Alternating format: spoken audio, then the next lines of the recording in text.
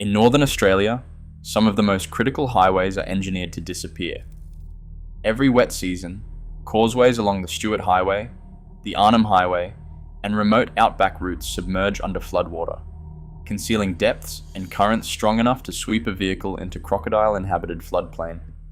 Cars are lost here year after year, not to freak accidents, but to a predictable cycle that starts with how these roads were built.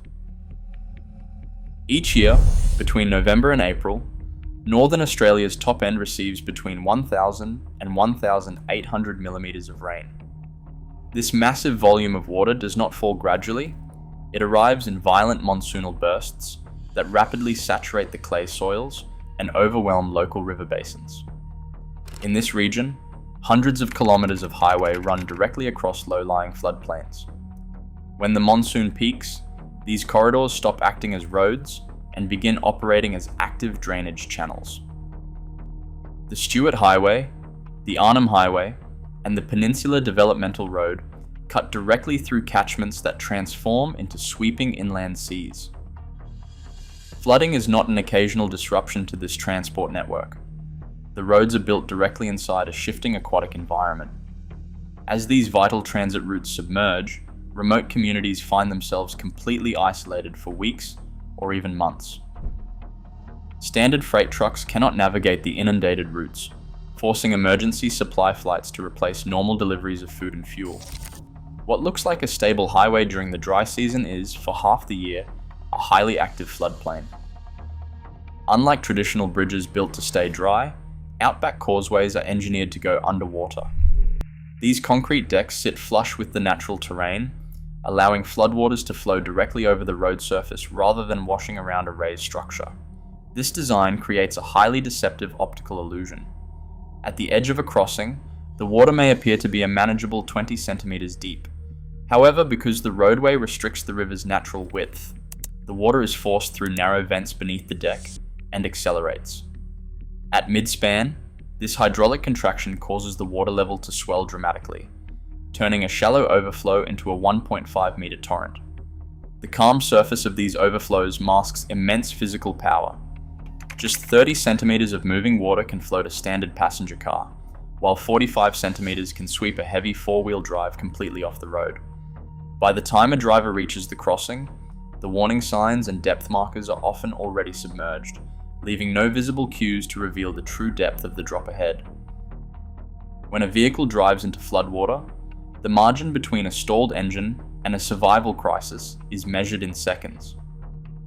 If water rises to the air intake, the engine sucks in liquid instead of air. Because water cannot be compressed, the pistons instantly slam into a solid column, bending rods and cracking the engine block in a catastrophic failure known as hydrolock. As the engine dies, the electrical system quickly shorts out. Modern central locking and power windows fail, trapping occupants inside a rapidly filling cabin. Escape requires climbing out of windows or the roof before water pressure seals the doors shut. Once outside, the danger shifts from drowning to exposure and predation. In northern Australia, exiting a stranded vehicle means stepping directly into active saltwater crocodile habitats, where any movement in the dark invites disaster. For those who survive, the financial ruin is immediate. Insurance companies routinely classify driving onto a submerged road as a reckless act, voiding standard policy coverage. For rental car drivers, the entire cost of the destroyed vehicle falls directly on the renter, transforming a single bad decision into unrecoverable financial loss. Before starting any wet season trip, top-end locals consult the Northern Territory government's floodwatch reports. Yet official road condition portals cannot capture real-time localized volatility. Upstream rainfall, completely invisible to a driver, can transform a bone-dry causeway into a raging torrent in under an hour. Because of this lag, experienced station workers and rangers rely on immediate physical evaluation, rather than digital screens. They execute the stick test, inserting a marked wooden pole directly into the flow, and refuse to drive across until they have personally walked the concrete deck to verify the current speed and depth. In stark contrast, visitors from the southern states often arrive expecting predictable, sealed highways. Unfamiliar with the rapid hydrologic shifts of monsoonal catchments, they treat submerged roads like standard wet asphalt, relying on their vehicle's four-wheel drive marketing instead of actual physical conditions.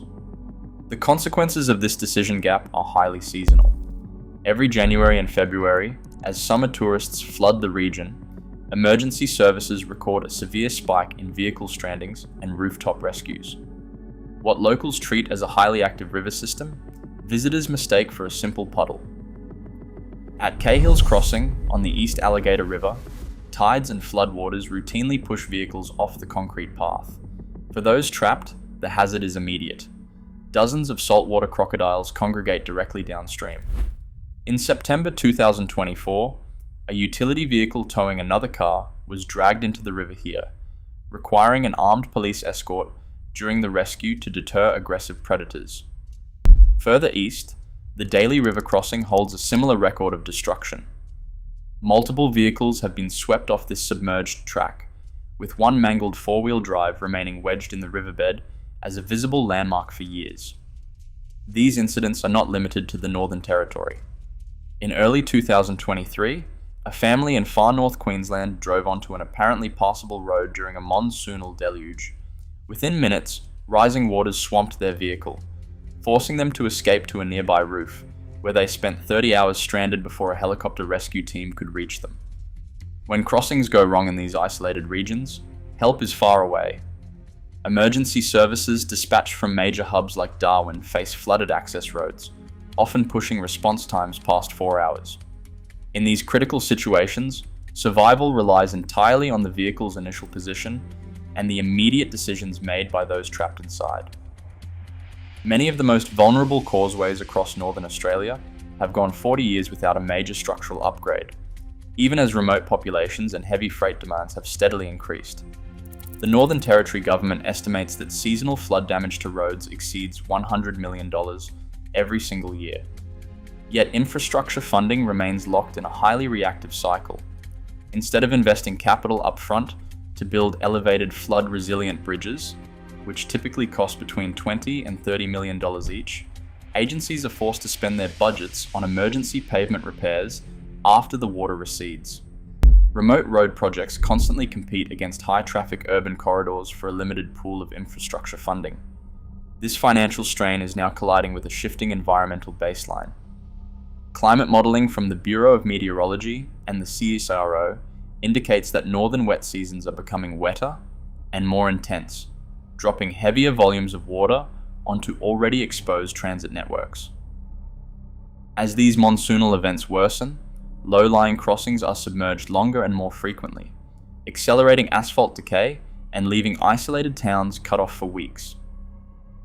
Without targeted upgrades and real-time monitoring systems, the gap between what these outback roads were originally built to handle and the physical reality of the wet season will continue to widen. With wet seasons growing more volatile, these submersible crossings remain active hazards. The danger is entirely predictable, yet we continue to gamble against the current. Until infrastructure catches up, your willingness to wait is the only line between surviving and disappearing. Share your thoughts below.